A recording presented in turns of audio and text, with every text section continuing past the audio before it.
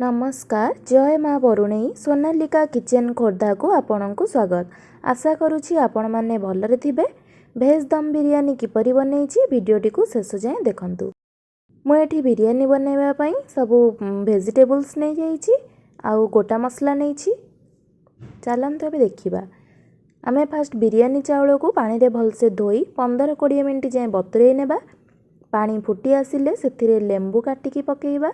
गोटा मसला जेमिति कि दालचीनी लवंग गोलमरीच अनासी फूल अलैच गुजराती जायत्री पकई बतुरे रखिथिबा बिरियानी चावल पकई बसई देबा।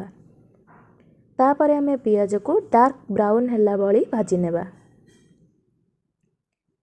तापरे आलू कोबी टमाटो कैप्सिकम बीन्स सोयाबीन भाजिकी रखिथिबा पियाज देबा। अल्प अदा रसुण कंचा लंकार पेस्ट पकेइबा। स्वाद अनुसार लूण हलदी काश्मीर लंका गुंड अल्प चाट मसला बिरियानी मसला दही गोलमरीच पकई भलसे वेजिटेबल्स को मैरिनेट करिबा।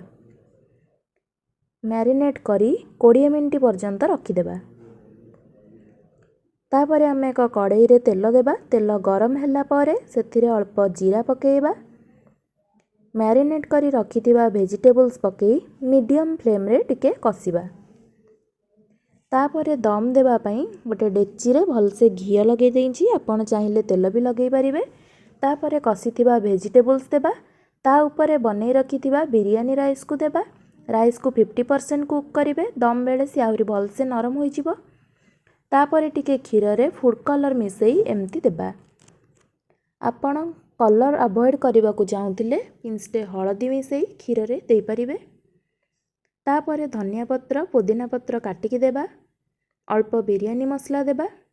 तापरे अल्प घिया पकई आमे घोड़े दम देबा पई 30 मिनिट पर्यंत लो फ्लेम रे बसई देबा। देखंतु केते भलसे बनी गला। भल स्मोकी स्मेल भी आसुची। एमिति मो प्रोसेस रे थरे निश्चय ट्राई करंतु।